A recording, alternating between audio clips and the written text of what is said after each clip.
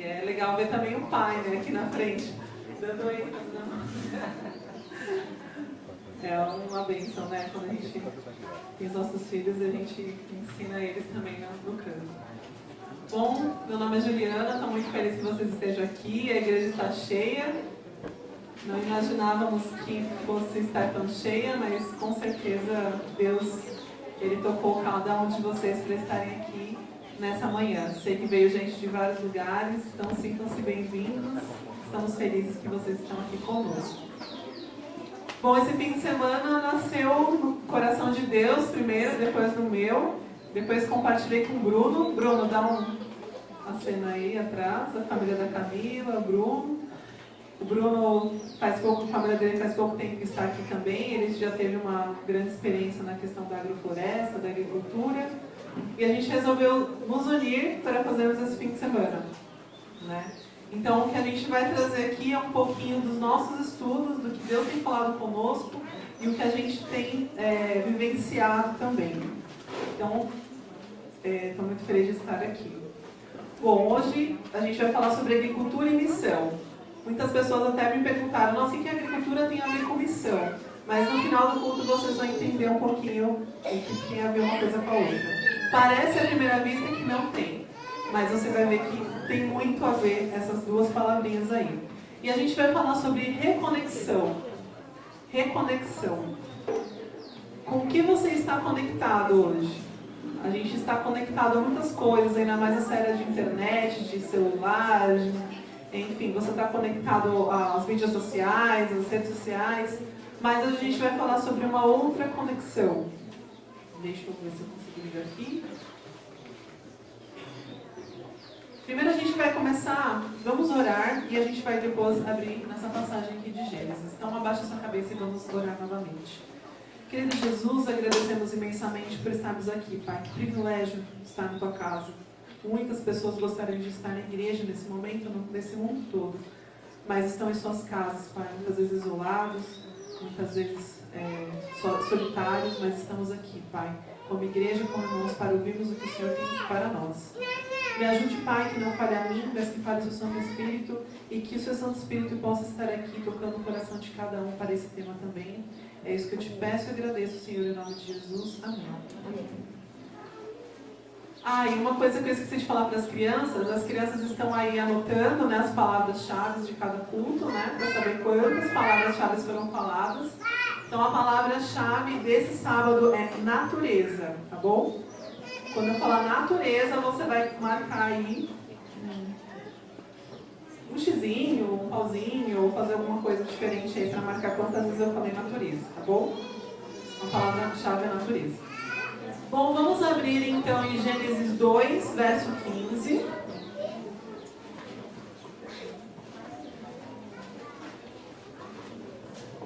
Gênesis 2, verso 15. Fala assim: Tomou, pois, o Senhor Deus ao homem e o colocou no jardim do Éden para o cultivar e o guardar. Então, a primeira função do homem no Éden era de cultivador. Ele cultivava aquele lugar.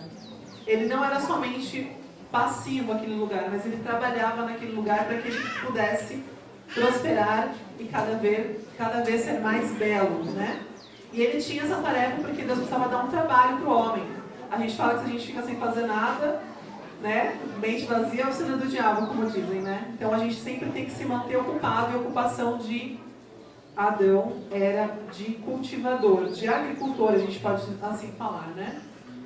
Então, nesse momento, o homem ele tinha uma total ligação com a natureza, né? Ele tinha uma conexão com a natureza. Ele sabia fazer o seu próprio abrigo, né? Ele tinha esse conhecimento, ele sabia proporcionar. Cada homem, cada pai de família sabia fazer a sua própria casa. Ele sabia fazer um abrigo para a sua família, para abrigar a sua família, assim como a gente vê os passarinhos, né? Os passarinhos, eles sabem fazer um ninho para que abrigue a sua família, os seus ovinhos, depois os filhotinhos, ele e ali a parceira dele, né? Então o homem também, o homem tinha essa capacidade de ele mesmo construir o seu próprio abrigo. ele sabia preparar o solo, ele sabia como preparar, ele sabia como arar, ele sabia como cuidar e ele sabia como colher. Isso estava nele.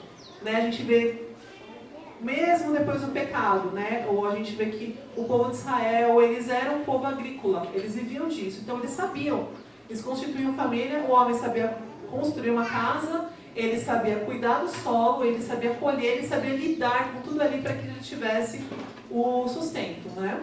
E ele sabia usar os animais para o auxiliar. Então ele contava com a ajuda dos animais, que Deus colocou o homem acima dos animais, para que eles pudessem servir também, para transporte, para arar a terra, para plantar também.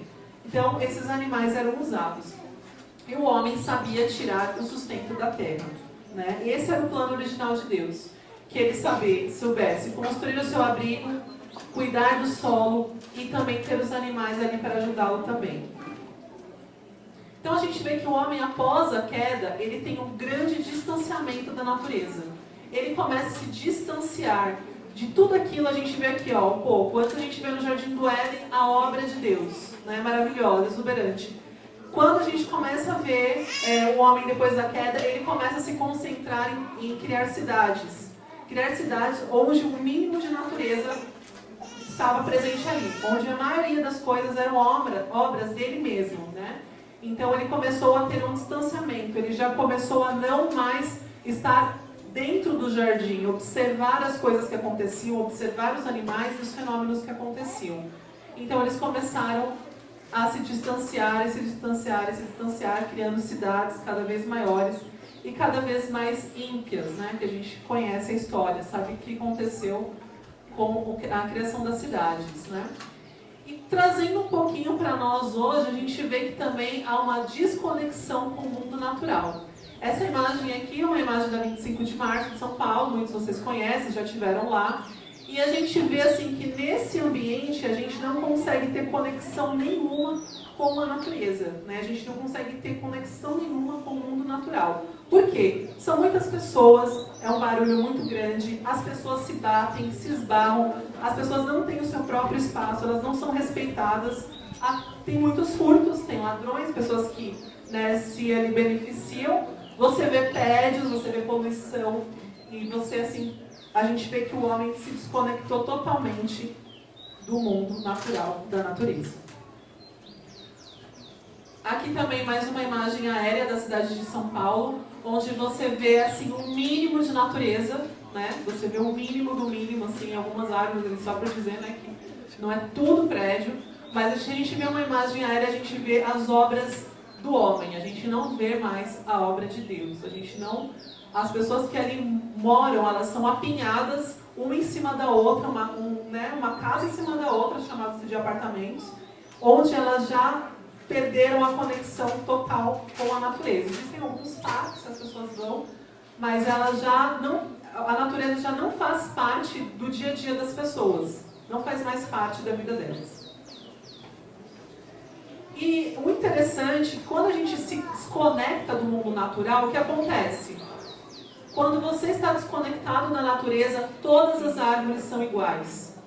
Eu lembro que há uns anos atrás, pouco tempo atrás, se me falasse assim, que árvore é essa? Eu não saberia dizer. Para mim, árvore, gente, era árvore, todas as árvores eram iguais. É a árvore. Aquela é árvore, aquela é árvore. São todas árvores. Então, quando você se desconecta da natureza, tudo é igual, você não faz diferenciação nenhuma das coisas. Porque aquilo você não está observando. Porque quando você está conectado com a natureza, você está observando a natureza. Eu estou vendo a folha, eu estou vendo o tronco, eu estou vendo os frutos, eu estou vendo a sombra que ela faz no ambiente, eu estou vendo os animais que pousam nela, que fazem ninho nela. Então, essa minha observação totalmente se perdeu. Então, a gente vê, né, eu como uma boa paulistana nasci, cresci, enfim, em São Paulo. Para mim, todas as árvores eram assim, ó. Eram iguais. E aqui eu vou falar sobre um material, assim, que foi o primeiro material que, mesmo estando, né, eu fui para o campo, lá, a gente esteve vivendo em um sítio, mas nós estávamos desconectados da natureza, né? Pra gente todas as árvores eram iguais, a gente sabia que tinha uma árvore que produzia mexerica, tal, aquela coisa, mas no geral eram todas as árvores iguais, a natureza a gente não tinha essa conexão. O primeiro material que me trouxe essa percepção, essa conexão maior com a natureza foi o material do Sunlight, né, que a maioria de vocês já conhece. Esse material ele é muito importante, foi muito importante para mim, porque ele começou a trazer novamente a conexão com a natureza que eu totalmente tinha perdido. Porque em cada trimestre é estudado uma parte da natureza. O primeiro trimestre eu estou falando de árvores, porque o primeiro trimestre foi sobre árvores, né? E eu comecei a estudar profundamente cada tipo de árvore. E a gente estudava em casa, eu fazia atividades com as minhas filhas sobre árvores, a gente pintava sobre árvores, pesquisava, via vídeos sobre árvores. Então a gente começou o quê? A observar a natureza de forma prolongada, e isso nos trouxe mais próximo da natureza. E eu lembro que uma vez, eu fiquei muito surpresa, porque a gente estava num apartamento de casa, um apartamento de 50 metros quadrados, olhando para a janela, e a minha filha falou assim: mãe, aquela árvore que está ali, porque a gente morava no terceiro andar, e uma das copas das árvores do condomínio davam para a nossa sacada. Né? Então tinha sacada, mas na frente da sacada, uma parte da sacada tinha uma copa de uma árvore. E a minha filha falou assim: mãe, aquela árvore é um salgueiro. Aí ela de 5 para 6 anos, assim, um salgueiro? Eu nunca, pra mim, salgueiro, o que é salgueiro? Mamãe, aquela árvore que a gente estudou, era um salgueiro. Aí eu fui na janela e olhei realmente, nossa filha, é realmente um salgueiro, vamos desenhar as flores, a gente fomos fazendo atividades assim. E assim, foi muito impressionante, porque eu, com mais de 30 anos, não sabia que aquela árvore era um salgueiro. Porque eu estava totalmente desconectada da natureza, né? Então a gente vê que a gente perdeu essa visão da natureza. A gente anda pela natureza, mas é árvore, é grama, é pássaros, é insetos, mas para nós são todos iguais. E esse material do Sunlight, ele tem a proposta de cada trimestre trazer uma parte da natureza para a gente estudar junto com a Bíblia. Né? E nesse trimestre foi árvores, aprendemos muito, e eu fiquei muito impressionada quando eu saí de casa. Nós estávamos indo para a aula de violino da Clara, e eu comecei a olhar nas calçadas e falei: nossa, aquele ali é um jacarandá, nossa, aquele ali é um ipê, coisa que assim eu nunca tinha parado para pensar. Para mim eram árvores que davam flores, sei lá quando, e não sabia que árvores que eram, e agora elas faziam sentido para mim. Porque eu estava me conectando novamente com a natureza.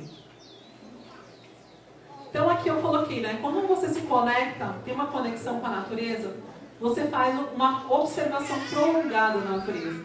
Não é simplesmente eu correndo para lá e para cá no meio da natureza que vai fazer eu me conectar com ela. Eu preciso ter uma observação prolongada, né? Olhar para ela, entender as folhas, entender o tronco, entender a copa, entender as cores, entender as flores, entender os frutos, para eu conseguir me conectar realmente com a natureza e entender cada espécie, né? E a gente vê que na Bíblia, né, eu quero até a ajuda de vocês agora, existiram muitos agricultores na Bíblia. Eu coloquei aqui alguns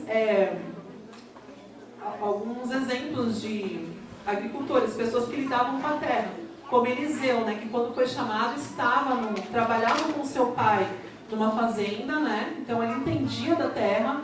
A gente vê aqui Boaz também, que era um agricultor, tinha um campo onde ele cultivava, né, trigo, cevada, enfim. Quem mais que a gente tem de agricultores? Amós. Caim, muito bem. Amós, quem mais? Quem mais sabe de algum agricultor? A irmã Vera lembrou de um personagem muito legal, o rei Uzias. Aqui, ó, a gente também tem Gideão. Gideão também cultivava, e ele cultivava escondido lá, né? Porque a gente sabia que o povo inimigo ia lá e pegava as coisas, as plantações dele. Quem? Nabote? Nabote, não é verdade, tá certo? Muito bem. E agora, vocês sabiam que existia um rei na Bíblia, que ele é considerado o rei amigo da agricultura? Sabiam que existe um rei chamado amigo da agricultura? E fala exatamente amigo da agricultura na Bíblia. Está em 2 Coríntios, vamos lá procurar. 2 Crônicas 26, verso 10.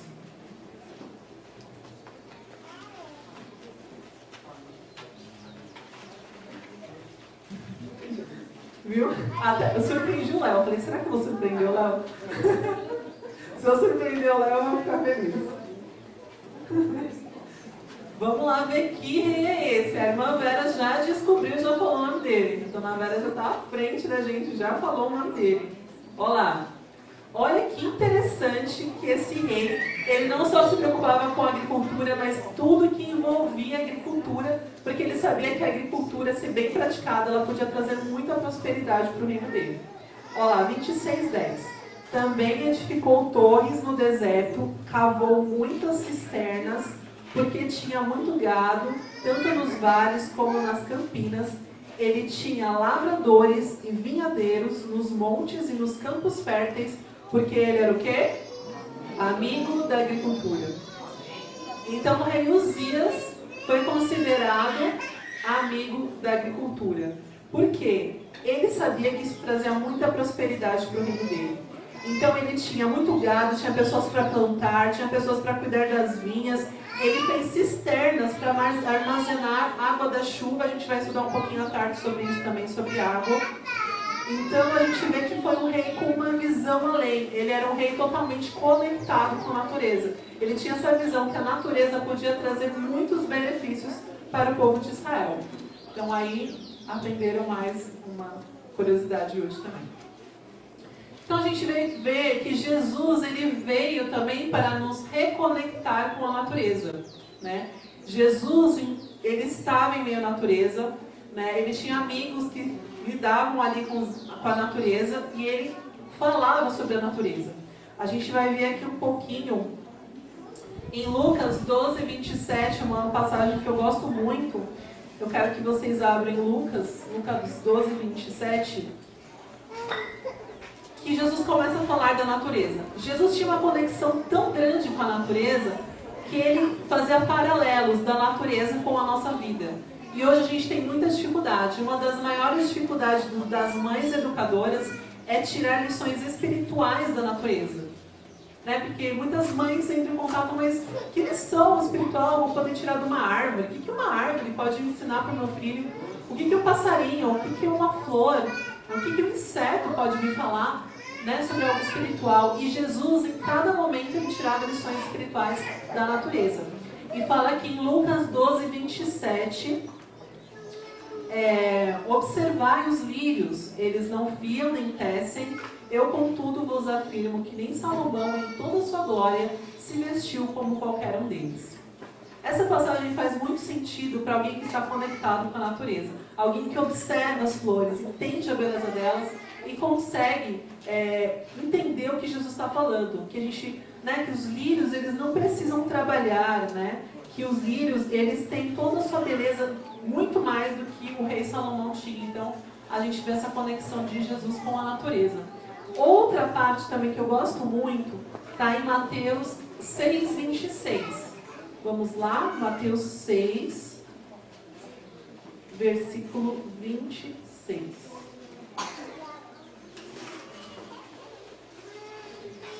E uma palavrinha interessante que Jesus fala aqui, observai, observai. Então, observar é você olhar, você estar atento às coisas que estão acontecendo, né? Observai as aves do céu, elas não semeiam, não colhem, nem ajuntam em celeiros, contudo, o vosso Pai Celeste a sustenta. Porventura não valeis vós muito mais do que as aves? Então, essa é uma parte muito importante também, né? A observação das aves. Nesse trimestre eu estou estudando as aves com as minhas filhas. E como tem sido maravilhoso observar as aves. Eu nunca parei para olhar as aves, eu nunca parei para entender as aves que estão à minha volta. Vocês sabiam que tem aves que cantam de madrugada, tem aves que cantam mais no meio da manhã e tem aves que cantam mais à tarde? Eu não sabia disso. Tem aves assim, incríveis, né? Outro dia tinha uma ave grande com um penacho na minha chácara. Tinha um casal de rolinhas que a gente ficou observando, um casal de rolinhas, o macho um pouco maior, a fêmea um pouco menor. Então a gente começa a se conectar quando a gente começa a observar. O nosso olhar ele é transformado quando a gente observa, né? Tem a observação prolongada da natureza. A gente também tem a parábola do semeador, onde a gente vê que a parte da agricultura é muito forte, né? Falando sobre a semente, sobre os tipos de solo.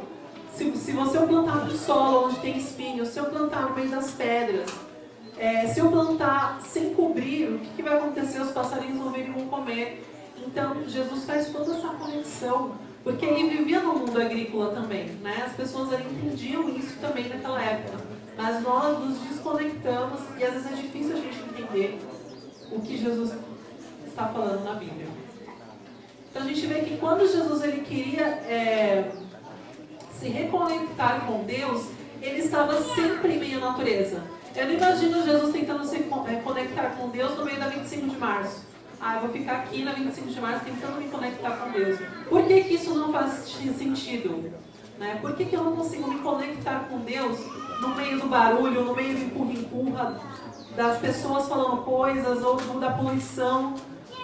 Eu não consigo me conectar. E Jesus sabia disso. Então ele ia para a natureza, ele se ajoelhava, ele passava ali madrugadas, amanhecer com Deus em meio à natureza, porque ele sabia que ele precisava se reconectar.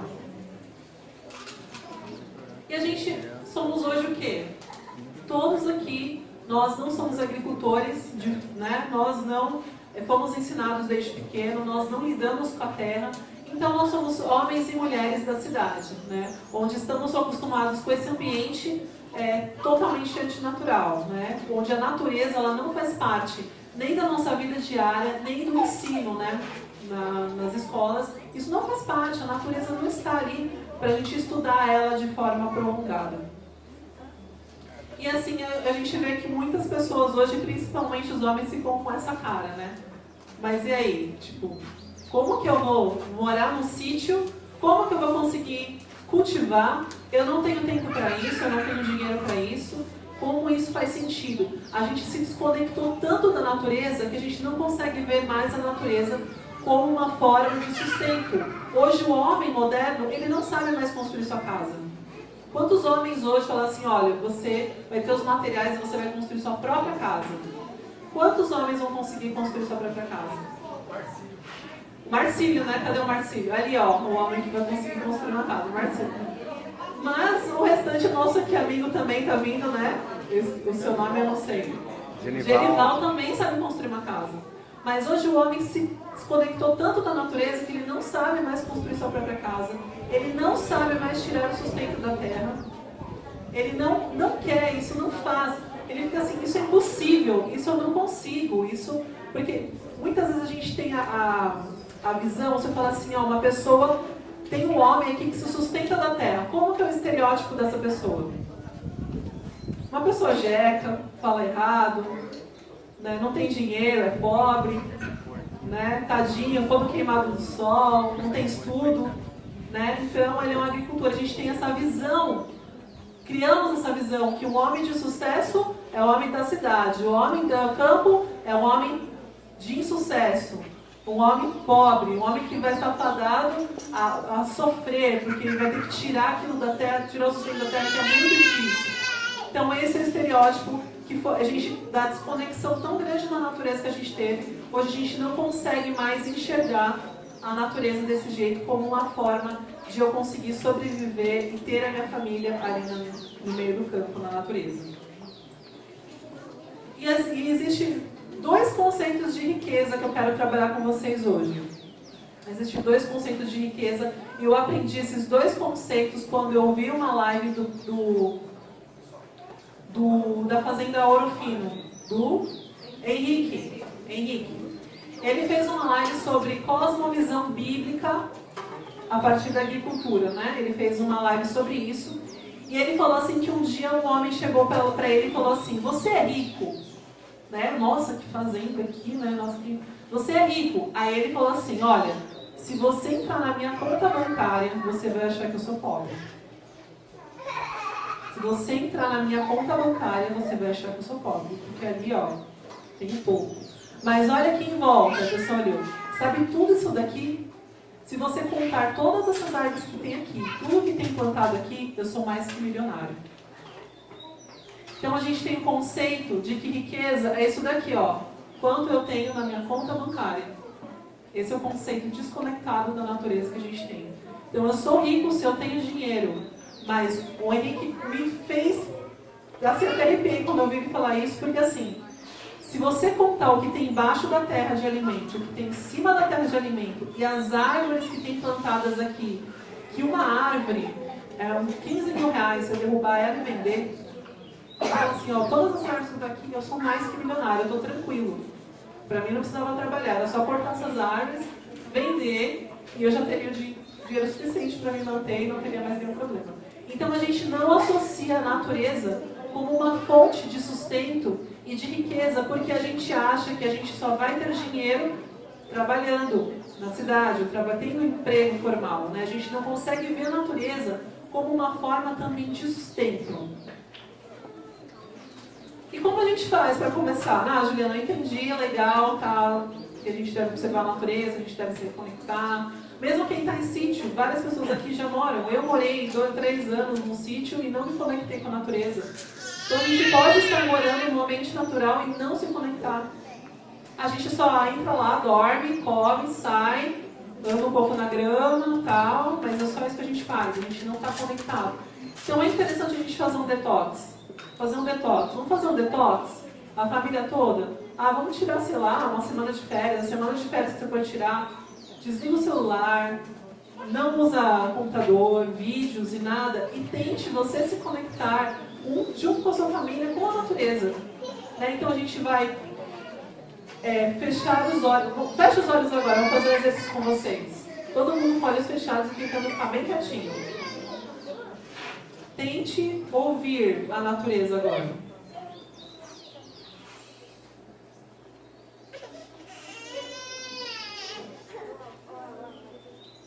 Pode abrir os olhos. Então a gente vê que esse canto da natureza, esses sons que tem na natureza, a gente só consegue quando a gente para observar. Né? Isso começa a fazer sentido pra gente. Então a gente precisa fazer um detox para quê? Olha ali o passarinho, que lindo. Acabou de voar. E às vezes quando tem pessoas aqui, eu vejo que tem passarinhos aqui também. Eu fico encantada, né? É muito lindo, né? E você começa a observar. Outro dia eu sentada na grama da Aline e a gente conversando. Eu falei, gente, o João de Barro, tá ali o João de Barro. Eu estudei sobre o João de Barro. Na hora que eu vi o João de Barro, eu falei, o João de Barro aqui, pertinho de mim. E é muito emocionante, porque essa conexão com a natureza vai te conectando com o Criador. Porque um dos pilares da verdadeira educação é a natureza. A gente falou sobre a Bíblia aqui no estudo que o pastor trouxe, sobre a educação, né, sobre a adoração. Mas a natureza é o que nos conecta também com o Criador. E esse detox é muito interessante. Eu mesmo quero fazer um dia de sair de férias, de desligar de tudo e falar, vamos observar a natureza. Vamos observar o que cresce aqui. Vocês sabiam que tem plantas que são chamadas plantas indicadoras? Sabia que existem plantas indicadoras? Não? Se você, por exemplo, o Léo chega lá na casa dele, Léo, olha as plantas que crescem espontaneamente no seu espaço ali, na sua chácara. Quantas plantas, por exemplo, tem plantas que se repetem, como está o seu solo? Sabia?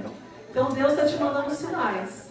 Falando assim, esses dias eu estava olhando, né, eu plantei numa parte do meu terreno e a outra parte ficou ali na terra e começou a nascer um monte de beldroega. Alguém sabe o que é beldroega?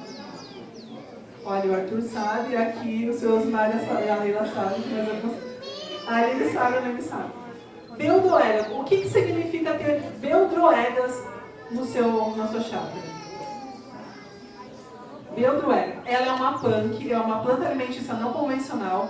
Você pode pegar as folhas dela e fazer um delicioso ensopado, fazer ele refogado. A gente fez ontem e é uma delícia, gente. Uma delícia.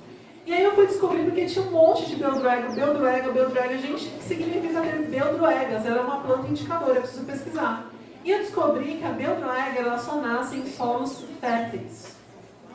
Então eu fiquei super feliz, porque o meu solo é fértil.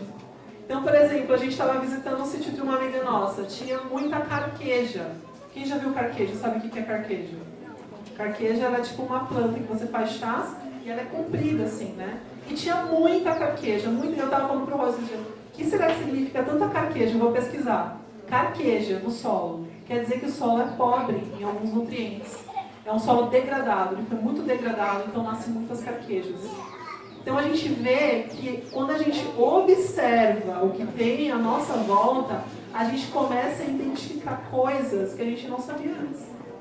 Como eu preciso tratar meu solo? Dependendo do que tem ali no meu solo, eu sei o que eu preciso fazer, preciso colocar para corrigir o meu solo. E tantas outras coisas.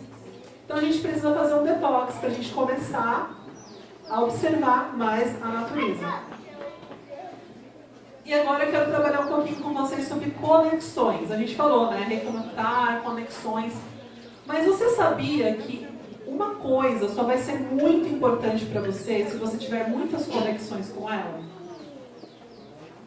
Uma coisa, qualquer coisa, só vai ser muito importante para você quando você tiver várias conexões com ela. Por exemplo, você tem a sua esposa, seu cônjuge. Um casamento feliz é cheio de conexões. Um casamento infeliz, ele é desconexo. Você começa a se desconectar, se distanciar da pessoa. Você começa a seguir um caminho, a pessoa outro. Você passa o dia trabalhando num lugar, a pessoa no outro. Só encontra na hora de dormir. Isso é um casamento desconexo. Agora, como eu crio conexões? Eu estou ligando, amor, eu te amo. Eu estou fazendo um jantar especial. A gente está sempre junto conversando. A gente está, enfim, a gente cria conexões e isso se torna mais resiliente. Então, quanto mais conexões eu fizer, mais resiliente vai ser uma coisa. Isso para tudo, tanto para pessoas como para qualquer coisa que esteja no seu ambiente. Quanto mais conexões você tem com ela, mais forte ela se torna para você. Eu vou dar um exemplo aqui, bem prático. Uma bananeira. Para que serve uma bananeira? Para dar banana. Que mais? Bruno, não fala, tá, Bruno? Eu sei que você sabe. A Sara falou aqui, ó. Ela dá um palmito. Quem sabia que a banana dá um palmito? Poucas pessoas. A banana, que mais que eu posso ter na banana? Que mais que a banana pode me servir? Que pode ser útil, que eu posso ter conexões com a bananeira? Sombra, eu posso ter sombra com a banana. Eu posso criar sombras para cultivar outras coisas embaixo. Adubo, muito bem. O que mais? Olha, a Ana falou uma coisa interessante. Olha aqui, ó. A gente pode utilizar o quê? Olha aqui, ó. A gente pode utilizar a banana em muitas coisas, né? Doces, enfim. Tudo que você quiser fazer, até sorvete, banana você faz. Você pode ter o palmito da banana. Tem um palmito dentro da banana. Você pode utilizar ele como palmito. Você pode utilizar o coração da banana, também ele é comível. Ele é considerado uma punk. Né? Ele é uma... Você pode cozinhar ele, tem receitas, se você colocar na internet. Receita com o coração da banana, você vai encontrar as receitas lá. Palmito da banana também, como fazer, enfim. Você pode fazer o quê? Alguém falou aqui, adubo. Ou seja, a banana, quem já cortou a banana? O que ela tem? Ela tem muita água, fala, meu amigo. Essa água serve para queimadura solar, passar. Nossa, que legal, mais uma utilidade. Ela pode ser passada na pele para queimaduras solares. Olha aí, mais uma. Pode falar. Para herpes. Ela está falando aqui, colocar a banana, aquela aguinha da banana, da bananeira, do caule, né? Chama pseudocaule, na verdade, não caule, é pseudocaule, que são as folhas todas juntas formam um caule, né? Você pode passar essa aguinha na herpes, que também... Olha que legal. E aí, se eu tenho uma bananeira, e eu só tenho essa conexão com a bananeira, da fruta... Alguém? Fala. Isso mesmo, eu posso ir plantando, criando, pegando os rizomas dela e fazendo outras mudas. Se eu tenho só essa conexão, será que tem um pointer aqui? Se eu só tenho aquela conexão da banana, a banana vai ser resiliente no meu sítio ou não? Então, e se eu não gostar de banana? Vamos dizer assim, eu não gosto de banana. A bananeira vai fazer sentido no meu sítio? Não, eu não criei conexão nenhuma com ela.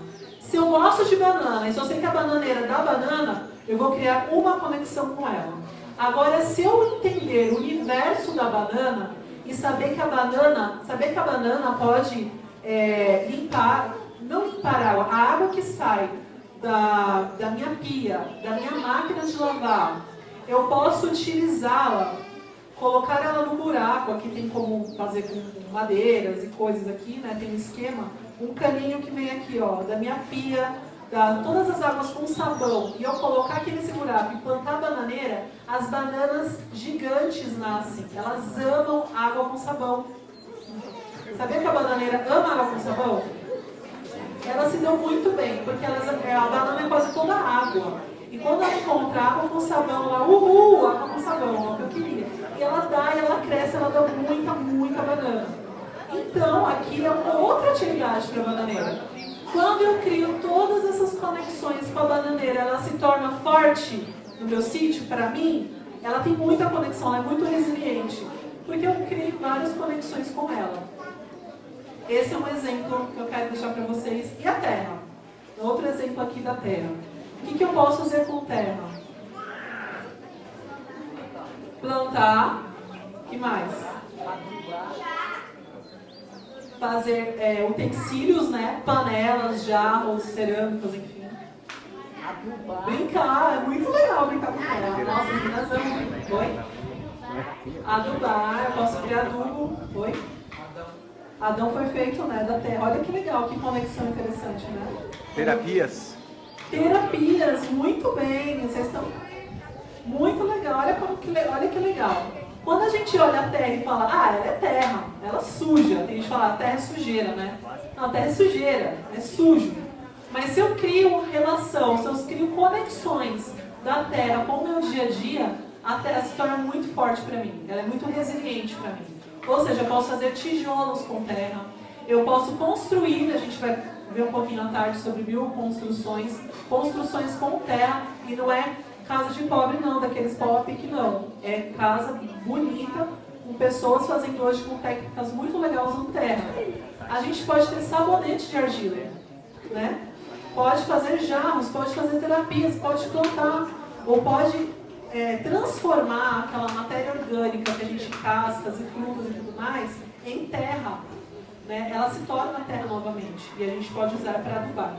Então, quando eu crio essas conexões, elas são muito fortes para mim e elas fazem muito sentido. Então, um exercício que eu dou para vocês, para as crianças e para os adultos, é pegar os elementos mais chaves dentro do lugar onde você mora, do sítio e tal, e conseguir encontrar conexões. Quantas conexões? Máximo de conexões que você conseguir com aquilo. Por exemplo, eu estou vendo uma árvore de manga. Qual a conexão? O que eu posso usar? Eu posso usar a folha da manga para alguma coisa? O fruto, eu posso fazer o que com a manga? Né? O que eu posso plantar embaixo da manga? O que eu posso fazer? Enfim, você tem que imaginar e pesquisar coisas que você pode fazer com aquele elemento. Então, dessa forma, a gente cria estruturas resilientes, coisas duradouras. Porque muitas vezes as pessoas vão para o campo e voltam. Porque muitas vezes elas vão para o campo e voltam. Eu estou falando isso porque eu passei por isso. Então, acho que eu posso falar com propriedade também sobre esse assunto. Mas porque as pessoas vão, não deu certo, voltam. Porque elas não criaram conexões, elas não estão conectadas com aquele ambiente. Eu fui para um ambiente totalmente diferente do meu, com um clima totalmente diferente do meu. Eu não conseguia entender o que estava à minha volta, eu não sabia como tirar sustento daquele lugar. Eu não tinha conexão, a única conexão que eu tinha era abrir a janela, nossa, que vista bonita, pronto, fechou a janela. Era essa conexão, era a única conexão que eu tinha. E sabendo, claro, que eu estava fazendo a vontade de Deus, o que Deus pedia para nós, mas outras conexões eu não tinha. E Ellen White, ela faz muitas conexões com a parte da vida no campo. A gente tem um livrinho bem fininho chamado Vida no Campo. A gente só tem isso. Vocês sabiam que existe um livro com compilações de Ellen White falando sobre agricultura, falando sobre plantio? Ele não está em português. Aí você fala assim, Juliana, você vai me mostrar um livro em português, em inglês, eu nem sei ler inglês. Gente, existe uma coisa hoje chamada Google Tradutor. Eu tenho no meu celular um aplicativo Google Tradutor. Sabe o que eu faço? Eu não sei, assim, eu sei inglês para ler, entendeu? Uma coisa superficial. Mas como são temas mais aprofundados e com uma linguagem não tão fácil de se entender, o que eu pego? Eu pego o meu celular, miro aqui nessa página, né, dou um scan, ele dá um scan dessa página, ele traduz na hora. Eu consigo ler em português. Então, hoje a gente não precisa mais saber outra língua para ler os livros que não estão traduzidos. Esse daqui é um livro que acho que até o Joshua White trouxe alguns, acho que é o Davi. O Joshua trouxe alguns desses, né? Eu ganhei, foi uma moça que me trouxe dos Estados Unidos esse livro. Ele tem para comprar na Amazon também, eu dei uma verificada. São compilações geralmente só falando sobre agricultura, a importância da natureza, o que a gente deve observar na natureza, como ela trabalhava os colégios, como ela trabalhava a agricultura nesses colégios. Então, como ela começa a trazer muitas conexões, onde essa parte da agricultura e da natureza, da vida no campo, se torna muito forte. Você consegue enxergar infinidades de coisas que você pode fazer no campo para te dar o sustento, para te dar, para te manter ali, né? Então a gente vê aqui, na vida no campo, o que ela fala? Um dos aspectos, sobre plantar. A gente sabe que a gente tem que plantar, mas quantas pessoas aqui entendem de plantar? Fala assim, não, eu entendo, se me der qualquer terra aqui, eu consigo tirar alguma coisa. É difícil. Aí a gente fala, eu fui criada na cidade, eu não sei. Tem gente que fala, até minha alface morre. Planta uma salsinha, morre. Tem um vazio, né, minha amiga? Tem um vazio em casa e morre. Como que eu vou ter uma horta? Não sei. A gente perdeu a conexão, a gente não sabe mais, a gente não sabe mais fazer isso. Uma das conexões também é os nossos filhos, né? Nós temos filhos, sabemos que eles precisam estar no mundo natural, os benefícios da criança estar no meio da natureza, onde ela colocar o pé na terra, onde ela tem contato com animais, a gente sabe. Então essa é uma das conexões, estar no meio da natureza com a família. Também ter uma casa no campo onde a gente consiga observar, né, a natureza. Então ela traz várias conexões. E a gente tem outras conexões que ela traz também, né? Algumas delas. A gente sabe que essa parte é muito importante também, que a Camila abordou aqui na história infantil. Quando eu planto, imagina, cadê o seu Ismael aqui? Acho que ele não está aqui. Mas o seu Ismael está lá. Seu Ismael, o senhor consegue comer a manga de todas essas espécies que tem aqui? De todas as mangas que nascem, o senhor consegue comer? Olha, esse gosta de manga. Ele me falou que tem 18... Não, é isso que eu quero saber. Você consegue comer toda a quantidade de manga que produz todos os pés? É impossível, porque a natureza ela é abundante. A natureza, você não planta uma árvore para dar um fruto. Essa árvore dá muitos frutos. E esses muitos frutos, o que eu posso fazer com eles? Eu posso dar, porque a natureza ela é generosa. Ela te dá. E quando ela te dá, você pega ela e reparte. Então, uma das conexões muito importantes que também é apontada nesse livro aqui, que eu queria trazer para vocês, é a conexão do assistencialismo. Quando eu tenho uma horta produtiva, quando eu tenho um pomar produtivo, o que eu posso fazer? Eu posso dar para as pessoas, eu posso entregar. A gente tem uma mente mesquinha, é meu. O campo, ele abre a mente. Você tem de monte, tá boa. A gente planta aquela horta, não, essa alface é minha. Ninguém mexe nela, ela é minha. Eu demorei muito tempo para conseguir. Mas a visão da natureza não, a visão do campo não. É tipo, eu plantei 10 alfaces, se eu der pela metade, com 5 eu consigo ficar tranquila, entendeu? Porque a natureza ela vai dando e a gente vai então dividindo as coisas. Como era antigamente. Hoje mesmo eu vivo, o senhor Osmar, que eu estou muito feliz que ele está aqui, meu vizinho. Sabia que o Osmar é... Faz assim, senhor Osmar. Sabia que ele é meu vizinho? Ah, mãe, não sabia que ele é meu vizinho, né? Que vizinhos especiais. A gente está ali na cerca e ele vem falar com a gente, vem falar com as meninas. Olha, toma uma bananinha aqui, toma uma ervinha aqui, toma uma frutinha aqui. E a gente toda hora tem fruta, o vizinho do outro lado dá não sei o quê. Outro dia eu cheguei em casa e tinha uma sacola pendurada com fruta na minha cerca. Eu falei, gente do céu, o que vai acontecer? Eu cheguei ali, o pessoal vai trazendo coisa pra mim. Que incrível! Essa é a visão de quem mora no campo, que tem as conexões certas. Né? E a natureza tem tanta abundância que eu posso abençoar a vida de muitas famílias. E as outras famílias que às vezes têm outras coisas que eu não estou plantando, podem trazer para mim. E assim a gente tem tudo o que precisa. né? É muito legal. E a Ellen White também fala uma coisa interessante aqui nesse livro, que ela fala que eles compravam terrenos, né, onde eles implantavam escolas ali, e nesses lugares às vezes a terra era muito ruim, tinha dificuldades, e o que eles faziam? Eles chamavam famílias mais carentes para morar ali na região e trabalhar no sítio, né? Então, ela também aponta uma dessas coisas. Você tem um espaço grande, você não consegue cuidar. Você pode ter outras famílias ali que podem estar trabalhando para você, ou seja, você pode estar gerando emprego para a família. Você pode estar gerando renda para outros também, né? E a gente sabe aqui também que uma das conexões que a gente tem com essa questão da vida no campo, que a gente precisa se preparar para isso daqui, que já é realidade, né? A gente precisa saber, como é gostoso você tirar um alimento orgânico da sua horta. Agora, imaginar que um dia pode faltar, que você tem ali no seu campo para você conseguir pelo menos não passar fome, é muito legal, né? E a gente sabe que a vida no campo nos prepara o nosso caráter para a volta de Jesus, né? Que é um dos pilares, uma das conexões muito fortes.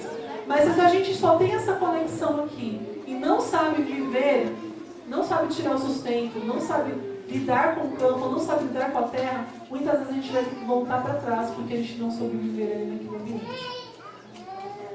E para finalizar, eu queria passar com vocês aqui as vantagens da agricultura na missão. Então a Ellen White também aponta, tá, gente? São vários textos, eu não queria trazer coisas assim que fossem difíceis para eu ficar lendo. Mas aqui tem muitas coisas nesse livro muito interessantes que ela fala. Se você é uma família que você, por exemplo, eu quero ser missionário. Vamos dizer que eu quero ser missionário. Se você é um missionário autossustentável, você está um pouco na frente, você cria uma conexão muito forte. Eu consigo me sustentar com a minha terra. Eu consigo me sustentar com várias e outras coisas que eu fizer, claro que não só com a terra, mas a terra me ajuda a ser autossustentável.